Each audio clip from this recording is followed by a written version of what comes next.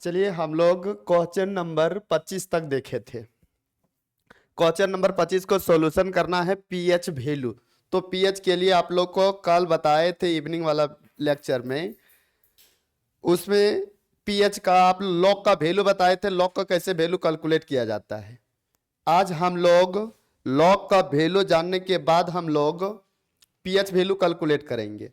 देखिए pH value कितना आसानी से कैलकुलेट किया जा सकता है। इसको आपका दिया हुआ है कंसंट्रेशन, कंसंट्रेशन दिया हुआ है 0.01 मोलर। तो हम लोग पीएच का फॉर्मूला जानते हैं, pH equal to minus log concentration of H plus ion.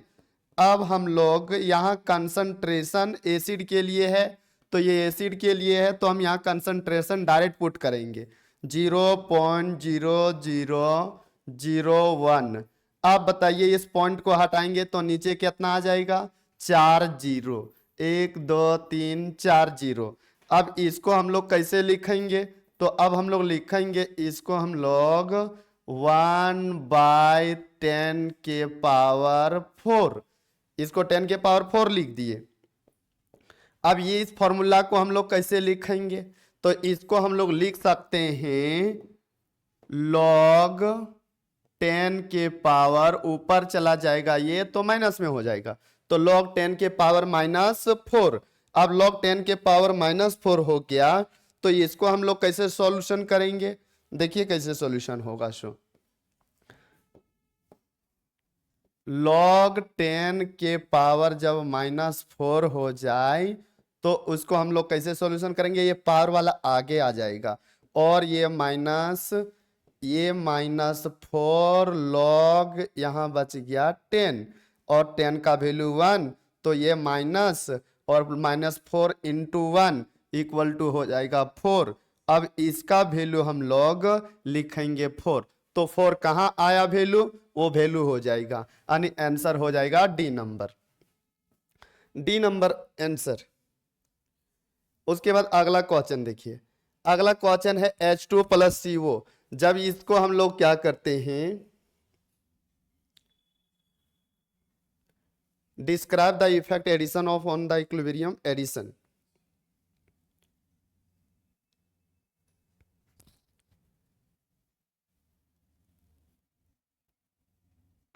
इसको डिस्क्राइब करने बोला है, तो H2 गैस है, CO गैस है और दोनों मिल करके बन रहा है इथेनॉल गैस।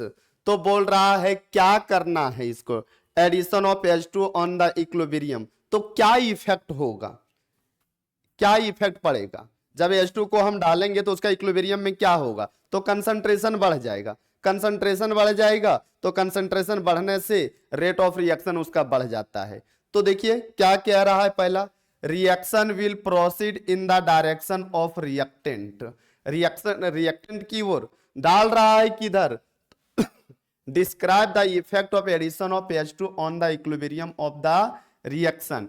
जब H2 को डाल रहा है तो इक्विलिब्रियम में क्या होगा, प्रोडक्ट का कंसंट्रेशन बढ़ेगा, रिएक्टेंट का नो इफेक्ट ऑन इक्विलिब्रियम, नहीं, H2 को डालिएगा कंसंट्रेशन बढ़ जाएगा और कंसंट्रेशन बढ़ जाएगा तो फिर जरूर रिएक्शन उसका इक्विलिब्रियम जो है वो भंग हो जाएगा। Reaction will proceed in the direction of product none of these, तो reaction will proceed in the direction of forward, हाँ तो फॉरवर्ड हो भी करेगा, आप रिएक्टेंट की ओर डाल दे रहे हैं, पक्का प्रोडक्ट की ओर फॉरवर्ड करेगा, वो कंसंट्रेशन बढ़ जाएगा, कंसंट्रेशन बढ़ जाएगा तो उस कंडीशन में आंसर कौन चला जाएगा, reaction will proceed in the direction of forward production, reaction will proceed in the direction of product, हाँ प्रोसीड हो जाएगा, उधर आगे बढ़ जाएगा। उसके बाद अगला क्वेश्चन देखिए, H2SO4 सल्फर ऑक्सीडेशन नंबर। चलिए ऑक्सीडेशन नंबर निकालते हैं, तो ऑक्सीडेशन नंबर कैसे निकालेंगे, तो हम लोग जानते हैं हाइड्रोजन का 2 केस, हाइड्रोजन यदि मेटल के साथ जुड़ा हुआ है, हाइड्रोजन यदि मेटल के साथ जुड़ा हुआ है, मेटल के साथ जुड़ा हुआ है, जुड़ा हुआ है तो ऑक्सीडेशन नंबर हाइड्रोजन का हाइड्रोजन का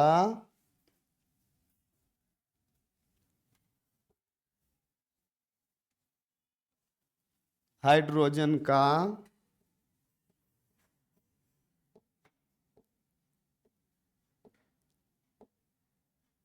हाइड्रोजन का -1 होता है। Case number 1।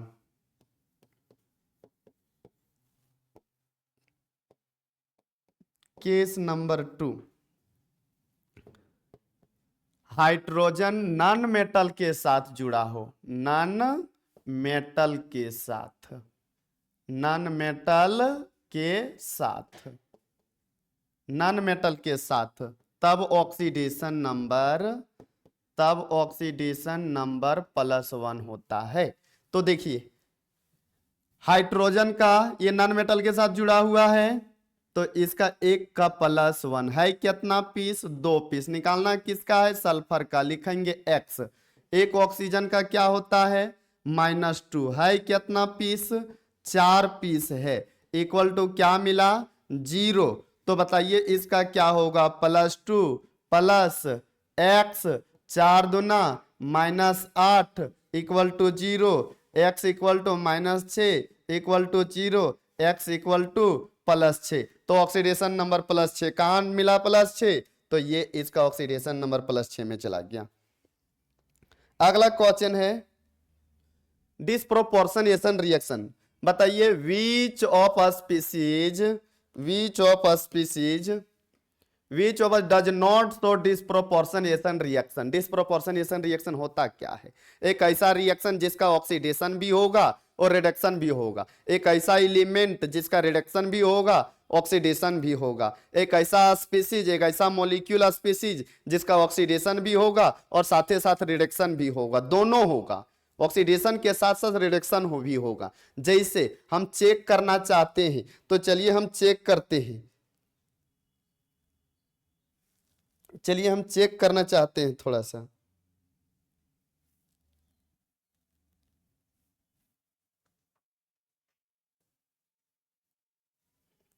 चेक करना चाहते हैं, थोड़ा सा रफ वर्क। जैसे Cl है, तो Cl ये कहां कन्वर्ट हो सकता है? Cl- ये कन्वर्ट हो सकता है, मैक्सिमम जा सकता है तो ClO4- में जा सकता है। ये मिनिमम कहां तक जा सकता है?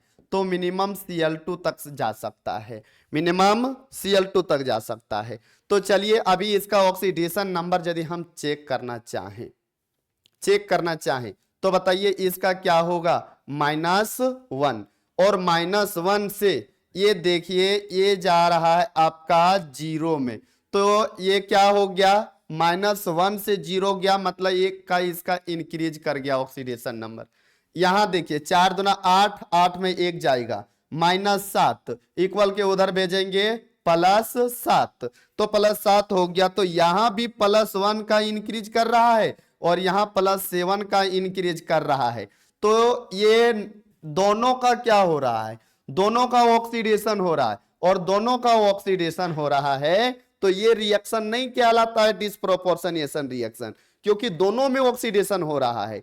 तो एक का ऑक्सीडेशन होनी चाहिए, दूसरा रिडक्शन होनी चाहिए, और साथ ही साथ होनी चाहिए। जैसे देखिएगा इसी को हम ऐसे लिखेंगे Cl2, ये फ्री स्टेट में है, फ्री स्टेट में ऑक्सीडेशन नंबर क्या होता है? 0 होता है। ये फिर कन्वर्ट हो जाएगा Cl- में, और ये फिर कन्वर्ट होगा, मैक्सिमम ये जा सकता है तो ClO4- में। तो इसका ऑक्सीडेशन नंबर कितना होता है? जनरली +7, और इसका कितना होगा? 0। तो बताइए मेरे प्यारे मित्र, ये 0 से कहां चला गया? Cl- है, और Cl- है तो इसका ऑक्सीडेशन नंबर जनरली होगा, जितना चार्ज रहता है किसी पर उतना ही होगा।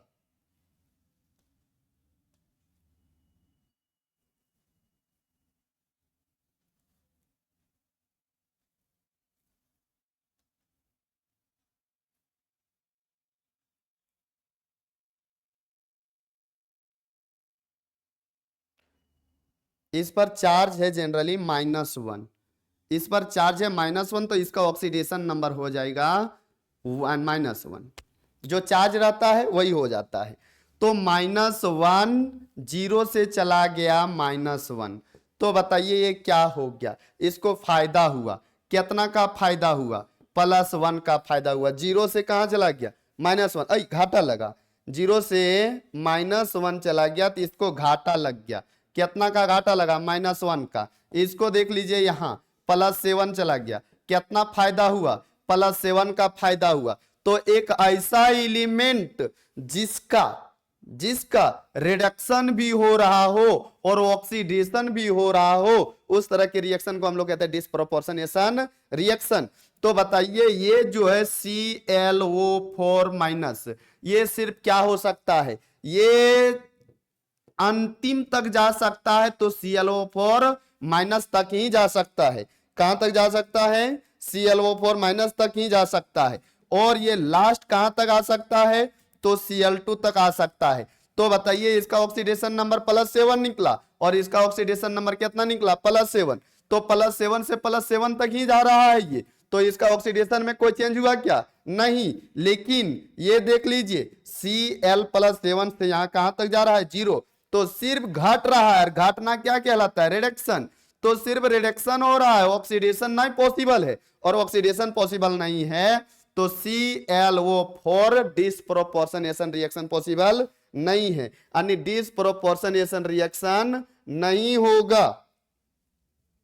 डिस्प्रोपोर्शनेशन रिएक्शन कौन नहीं होगा? डी नंबर नहीं होगा। डिस्प्रोपोर्शनेशन रिएक्शन डी नंबर नहीं होगा। अगला क्वेश्चन चलिए देखिए, अगला क्वेश्चन है IUPAC name of this compound. तो सबसे पहले इसको खोल करके लिखिए। खोल करके कैसे लिखेंगे? ये कार्बन है, यहां Cl है, इसके पास कितना मिथाइल ग्रुप है? 3 मिथाइल ग्रुप। 3 मिथाइल ग्रुप, एक कार्बन 4 बॉन्ड बनाता है, CH3 CH3 और CH3। अब इसका नाम लिखेंगे तो सबसे पहले मेन चेन हम लोग लेंगे, और मेन चेन ये हो गया, इसका नाम मिथाइल, इसका नाम क्लोरो। तो बताइए इसका नाम क्या है? ब्रांच में क्लोरो बोला जाता है, इसका नाम क्या बोला जाता है? मिथाइल बोला जाता है, मिथाइल बोला जाता है। आयुपेक नेम लिखेंगे तो पोजीशन देके लिखेंगे 1 2 3, आराम से दीजिए। पहले अल्फाबेटिकल ऑर्डर में ब्रांच लिखा जाता है, तो ब्रांच में क्लोरो का नाम पहले लिखाएगा। कहां पर है? 2, तो 2 क्लोरो। मिथाइल कहां पर है? 2 पर है, तो 2 मिथाइल। उसके बाद मेन चेन में कितना कार्बन है? 3 कार्बन। 3 कार्बन को रूट वर्ड में हम लोग प्रोप कहते हैं, और सिंगल बॉन्ड है तो ये Ne, यानी नाम हो गया 2 क्लोरो 2 मिथाइल प्रोपेन। तो देखिए कौन सा आंसर है? 2 मिथाइल 2 क्लोरो। ये तो हो ही नहीं सकता है, काहे कि क्लोरो पहले नहीं लिखा सकता है, पहले मिथाइल। देखिए यहाँ पहले मिथाइल लिख दिया है, होनी चाहिए पहले क्लोरो, ये पहले गलत हो चुका है। 2 क्लोरो 2 मिथाइल प्रोपेन, यानी आंसर चला जाएगा बी नंबर के साथ। अगला देखिए, बोल रहा है बेंजीन में सिग्मा बॉन्ड और पाई बॉन्ड की संख्या। तो बेंजीन में कितना सिग्मा बॉन्ड और पाई बॉन्ड होता है? तो आप लोग को पता होगा कि सिंगल बॉन्ड जब रहता है कार्बन कार्बन के बीच सिंगल बॉन्ड, तो वो कौन सा बॉन्ड होता है? सिर्फ सिग्मा बॉन्ड। कार्बन कार्बन के बीच डबल बॉन्ड होता है तो एक सिग्मा होता है और एक पाई होता है, और कार्बन कार्बन के बीच ट्रिपल बॉन्ड होता है तो ऊपर वाला पाई, नीचे वाला पाई और बीच वाला सिग्मा बॉन्ड होता है। तो बताइए सिंगल बॉन्ड में सिर्फ के सिर्फ क्या होता है? एक सिग्मा। डबल बॉन्ड में क्या होता है? एक सिग्मा एक पाई, और ट्रिपल बॉन्ड में क्या होता है? 2 पाई एक सिग्मा होता है। तो मेरे प्यारे मित्र, आप लोग को पता है कि बेंजीन का स्ट्रक्चर में 6 कार्बन और 6 हाइड्रोजन होता है। तो जहां जहां मुड़ा हुआ है वहां क्या है? कार्बन। जहां जहां मुड़ा हुआ वहां क्या है? यहां देखिए कार्बन, यहां कार्बन, यहां कार्बन, यहां कार्बन, यहां कार्बन, यहां कार्बन। 6 कार्बन दे दिए, हाइड्रोजन 6 दे दिए। अब चेक करते हैं सिग्मा, ये अकेला बॉन्ड है, सिग्मा बॉन्ड। ये क्या है? Sigma bond. तो ये क्या हो जाएगा? Pi bond. क्यों? डबल है। ये क्या है? Sigma bond. ये क्या है? Sigma bond. ये क्या है? Sigma bond. ये क्या है? Pi bond. ये क्या है सिग्मा बॉन्ड, ये क्या है सिग्मा बॉन्ड, ये क्या है पाई बॉन्ड, ये क्या है सिग्मा बॉन्ड, अकेला है सिग्मा बॉन्ड, अकेला है सिग्मा बॉन्ड, ये भी अकेला है सिग्मा बॉन्ड, ये भी अकेला है सिग्मा बॉन्ड। अब सिग्मा की संख्या कैलकुलेट कीजिए। सबसे पहले पाई की संख्या देखिए, पाई की संख्या कितना है, पाई की संख्या 3 है, यानी पाई इक्वल टू 3। अच्छा सिग्मा बॉन्ड कितना मिला, तो 1 2 3 4 5 6 7 8 9 10 11 12, यानी सिग्मा की संख्या कितना मिला, मेरा 12 मिला, 12 मिला मेरा सिग्मा की संख्या, सिग्मा की संख्या 12 मिला।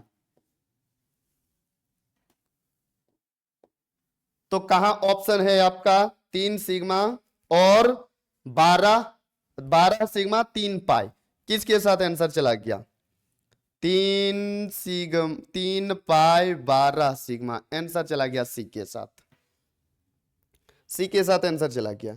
अगला देखिए, बोल रहा है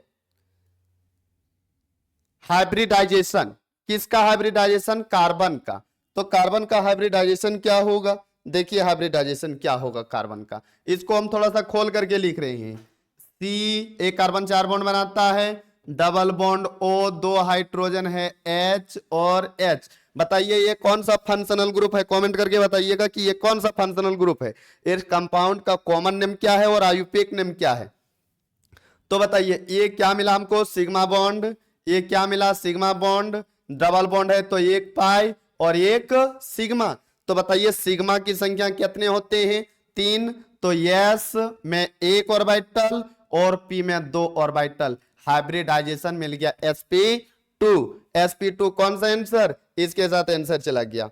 अब अगला क्वेश्चन देखिए, which of the following is not act as nucleophile. Nucleophile क्या होता है, जो इलेक्ट्रॉन को डोनेट करता है, जो इलेक्ट्रॉन को हैटर करता है, जो इलेक्ट्रॉन का रीच होता है, उसको हम लोग क्या कहते हैं, न्यूक्लियोफाइल कहते हैं। तो बताइए जिसके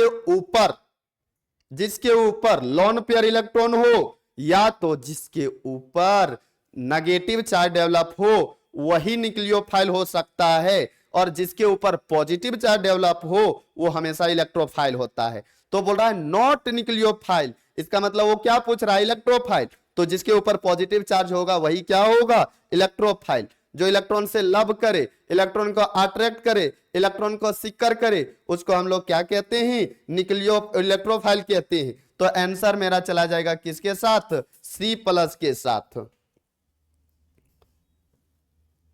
अगला क्वेश्चन देखिए, विच ऑफ द पाए जाने वाले संरचनात्मक, अच्छा देखिए आइसोमेरिज्म, आइसोमेरिज्म पूछा है। तो आइसोमेरिज्म ऐसा फंक्शनल ग्रुप जो मॉलिक्यूलर फॉर्मूला आपस में सेम हो लेकिन फंक्शनल ग्रुप अलग अलग हो। मॉलिक्यूलर फॉर्मूला सेम होनी चाहिए, मॉलिक्यूलर फॉर्मूला सेम होनी चाहिए लेकिन फंक्शनल ग्रुप अलग अलग होनी चाहिए।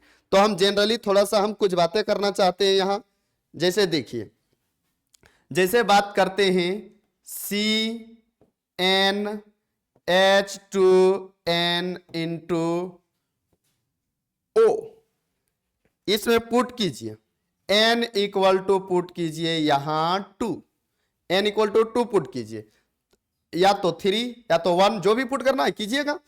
तो C1H2 इंटू 2, यदि 2 पुट करना है तो यहां 2 पुट कीजिए, 2 पुट करना है तो यहां 2 पुट कीजिए, इंटू वो तो क्या हो जाएगा C2H4, और वो इसको हम लोग कैसे लिख सकते हैं, CH3 C double bond O और H। बताइए ये कौन सा है, अल्डिहाइड फंक्शनल ग्रुप। कौन फंक्शनल ग्रुप है, अल्डिहाइड फंक्शनल ग्रुप। और इसी फंक्शनल ग्रुप में देखिएगा अगर हम पुट कर रहे हैं n equal to 3, n equal to 3 put करेंगे, C3H2 इंटू 3 इंटू वो तो हो गया C3H6 और ये हो गया वो। अब इसमें देखिएगा 2 फंक्शनल ग्रुप को एग्जिस्ट हम करवा देंगे, 3 कार्बन है 3 कार्बन दे दीजिए, एक अल्डिहाइड वाला हम देते हैं सबसे पहले। तो अल्डिहाइड इसके बाद एक कार्बन 4 बॉन्ड बनाता है CH2 और यहां दे दीजिए CH3। तो देख लीजिए 3 कार्बन, हाइड्रोजन की संख्या 6, एक ऑक्सीजन एग्जिस्ट कर गया और दूसरा देखिएगा इसी में कीटोन वाला भी हम एग्जिस्ट करवा देंगे, C डबल बॉन्ड O और CH3। तो कार्बन की संख्या 3, हाइड्रोजन की संख्या 6।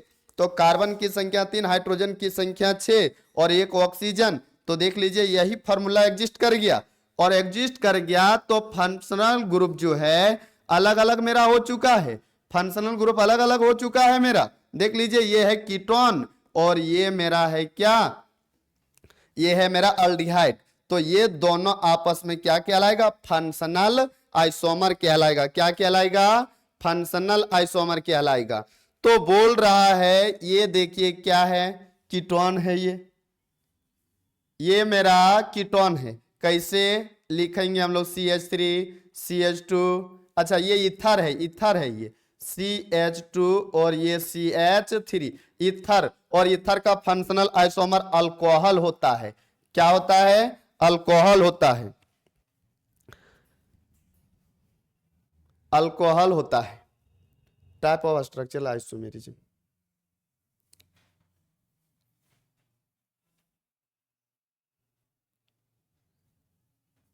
इथर होता है। उसके बाद यदि बात करें तो इसका हम सबसे पहले पोजीशन बनाना चाहेंगे, पोजीशन आइसोमेरिज्म। ये देखिए इसका हम बनाएंगे CH3 CH2O CH2 CH3 और ये क्या है CH3O CH2 CH2 CH3। तो देखिए अभी जो है इथर ग्रुप वो नंबर 1 पर है और यहां जो है एक ब्रांच ले लीजिए और इसका एक मेन चेन, तो ये 1 हो जाएगा और ये क्या हो जाएगा, 2 हो जाएगा। तो कभी 1 पर होता है कभी 2 पर होता है। तो इसे हम लोग कहते हैं, पोजीशन जब अंतर होता है तो इसे हम लोग पोजीशन आइसोमेरिज्म कहते हैं। कौन आइसोमेरिज्म, पोजीशन आइसोमेरिज्म। पोजीशन का जब अंतर हो तो उसे क्या बोला जाता है, पोजीशन आइसोमेरिज्म। अच्छा, मेन चेन में कार्बन की संख्या जब अलग अलग हो तो देखिए यहां मेन चेन में कार्बन की संख्या 3 और यहां मेन चेन में कार्बन की संख्या कितना, 2। तो मेन चेन में जब कार्बन की संख्या अलग अलग हो तो उसे हम लोग चेन आइसोमेरिज्म कहते हैं। क्या कहते हैं, चेन आइसोमेरिज्म। तो देखिए यहां कितना है, 2 और यहां मेन चेन में कितना है, 3। पोजीशन आइसोमेरिज्म क्या होता है, पोजीशन फंक्शनल ग्रुप का अलग अलग होगा। चेन आइसोमेरिज्म क्या होता है, तो मेन चेन में कार्बन की संख्या अलग अलग होगा। तो यहां 2 है और यहां क्या है, 3। तो बताइए चेन आइसोमेरिज्म, आंसर कहां है, चेन आइसोमेरिज्म। आंसर चला जाएगा चेन आइसोमेरिज्म के साथ में, चेन आइसोमेरिज्म के साथ में चला जाएगा। उसके बाद the substituent that can not be classified into electron drawing species relative to, बोल रहा है कौन इसमें से एक इलेक्ट्रॉन ड्रॉविंग ग्रुप है, इलेक्ट्रॉन नहीं है। इलेक्ट्रॉन ड्रॉविंग ग्रुप मतलब इलेक्ट्रॉन को अपने ओर खींचने वाला ग्रुप नहीं है, मतलब वो -I इफेक्ट दिखाने वाला ग्रुप नहीं है। तो कौन नहीं होता है, अल्काइल ग्रुप। अल्काइल ग्रुप क्या करता है, इलेक्ट्रॉन को हमेशा डोनेट करता है। क्या करता है, इलेक्ट्रॉन को डोनेट करता है। तो आंसर किसके साथ चला जाएगा, बी के साथ। अल्काइल ग्रुप जो होता है वो इलेक्ट्रॉन डोनेट करता है, वो सब इलेक्ट्रॉन एक्सेप्ट नहीं करता है। आंसर किसके साथ चला जाएगा, आंसर चला जाएगा, आंसर चला जाएगा बी के साथ। उसके बाद एक रिएक्शन दिया हुआ है, ये क्या फाइनल प्रोडक्ट बनेगा। तो आप लोग को मार्कोवनी-कोप्स रूल पता होगा। मार्कोवनी-कोप्स रूल बहुत लोग बहुत तरीके से पढ़ाता है, लेकिन इजी मेथड में जानिए तो देखिए ये है नेगेटिव और ये क्या है, पॉजिटिव। और पॉजिटिव है तो मार्कोवनी-कोप्स का कहना क्या है कि negative reagent goes to the minimum number of hydrogen, negative reagent goes to the minimum number of hydrogen. तो पॉजिटिव कहां चला जाएगा, इसके पास। और बता दीजिए क्या फाइनल प्रोडक्ट बनेगा, CH3 CH और यहां आ रहा है मेरा Br, और यहां आ गया CH2 और H आया है यहां, इसलिए इसका नाम हो जाएगा 2-ब्रोमो-प्रोपेन। 2-ब्रोमो-प्रोपेन इसका हो जाएगा। तो बता दीजिए मेरे प्यारे मित्र, कौन सा मैच किया? 2-ब्रोमो-प्रोपेन, यानी आंसर मैच कर गया मेरा ए नंबर। आंसर मैच कर गया मेरा ए नंबर। उसके बाद अगला देखिए, अगला देखिए क्या बोल रहा है? The addition of water to ethylene the presence of mercury sulphate and dilute sulphuric acid is given. तो बोल रहा है इथाइन। इथाइन का मतलब carbon carbon triple bond, carbon carbon triple bond. तो कार्बन कार्बन ट्रिपल बॉन्ड में जैसे हम लोग इथाइन डालते हैं तो वो क्या तैयार करता है? इथाइन। जैसे देखिएगा, इसका हम बना देते हैं थोड़ा मैकेनिज्म बना देते हैं। Mechanism, ethyne CH triple bond CH, इसमें हम वाटर को एडिशन करेंगे। वाटर लिखते हैं हम लोग H प्लस और वो H minus in the presence of Hg2 plus और H2SO4। H2SO4 यहाँ H2SO4 सॉल्वेंट के रूप में इस्तेमाल किया गया है। तो देखिए कैसे कैसे रिएक्ट करता है। सो सबसे पहले एक बॉन्ड तोड़िए और एक पर प्लस डालिए और एक पर क्या डाल दीजिए? माइनस डाल दीजिए। अगला जो मेरा स्टेक बन गया होगा वो बन गया होगा एक यहाँ H डबल बॉन्ड, फिर यहाँ है H और बनने के ये H आ रहा है इसके पास, तो यहाँ H जुड़ गया होगा और इसके पास OH जुड़ गया होगा। फिर एक मोल वाटर जोड़ दीजिए। तो एक मोल वाटर जैसे जोड़िएगा तो H प्लस और वो H माइनस। पहले जिसमें H प्लस जोड़े थे उसमें फिर H प्लस जोड़ना है, जिसमें OH माइनस जोड़ते उसी में OH माइनस जोड़ना है। तो फिर इसको हम जोड़ते हैं इसमें और ये वाला जोड़ते हैं इसमें। तो मेरा फाइनल क्या मिलेगा? तो फाइनल मिलेगा, देखिए मेरा C, इस पर वो OH एक आया था, एक बॉन्ड ये ब्रेक कर जाएगा और एक फिर आ जाएगा यहाँ ये H है तो रहने दीजिए, यहाँ आपका एक आ जाएगा OH। और हम लोग जानते हैं एक कार्बन में कभी भी दो OH ग्रुप नहीं रह सकता है। वो तुरंत क्या कर देगा? वाटर के रूप में रिलीज कर देगा और यहां से क्या निकल गया? उसका वाटर बाहर निकल गया। और वाटर बाहर निकल गया तो हम लोग को मिला क्या क्या? यहाँ H है, यहाँ H है, यहाँ H है, सिंगल बॉन्ड। और जैसे वाटर निकला तो एक ऑक्सीजन इसके पास बच गया है ये, और ये डबल बॉन्ड में तुरंत कन्वर्ट हो जाएगा। और यहाँ मेरा क्या बच गया? H। तो इसका नाम है इथेनॉल, इथेनॉल। यानी ये कहाँ मिला आपको? तो ये मेरा आंसर चला गया बी नंबर के साथ में। कहां चला गया? बी नंबर के साथ में। इंपॉर्टेंट रिएक्शन है, थोड़ा अच्छी तरह से देख लीजिएगा। बी नंबर के साथ में चला गया। उसके बाद बता रहा है the necessary condition for any system aromatic compound. एक एरोमेटिक कंपाउंड होने के लिए क्या क्या कंपलसरी है? तो पहला, उसके लिए हम लोग को एक साइक्लिक कंपाउंड लेना है। क्या लेना है? एक कंपलसरी बातें। पहली लेना है साइक्लिक कंपाउंड। तो साइक्लिक कंपाउंड लीजिएगा तो क्या एरोमेटिक कंपाउंड वो बन जाएगा? नहीं। दूसरा बात है कि उसका शेप कैसा होना चाहिए? शेप प्लेनर होनी चाहिए। कैसा होना चाहिए? शेप प्लेनर होना चाहिए। कैसा होना चाहिए? प्लेनर होना चाहिए। कैसा होना चाहिए? प्लेनर, प्लेनर होना चाहिए। कैसा शेप होनी चाहिए? प्लेनर होनी चाहिए। शेप प्लेनर होनी चाहिए। तीसरा कंडीशन क्या है? उसमें रेजोनेंस होनी चाहिए। यानी रेजोनेंस को हम लोग कहते हैं डीलोकलाइज्ड होनी चाहिए पाई इलेक्ट्रॉन का। पाई इलेक्ट्रॉन का क्या होना चाहिए? डीलोकलाइज्ड होनी चाहिए, मतलब मूवमेंट करनी चाहिए। क्या करनी चाहिए? डीलोकलाइज्ड करना चाहिए। डिलोकलाइज्ड करना चाहिए। किसको डिलोकलाइज्ड करना चाहिए? पाई इलेक्ट्रॉन को डिलोकलाइज्ड करना चाहिए, मतलब रेजोनेंस करते रहना चाहिए, घूमते रहना चाहिए। और तीसरा कंडीशन और अंतिम कंडीशन है चौथा कंडीशन क्या है? चौथा कंडीशन क्या है? उसमें हक्कल रूल को फॉलो करना चाहिए। कौन सा रूल? हक्कल्स रूल को फॉलो करना चाहिए।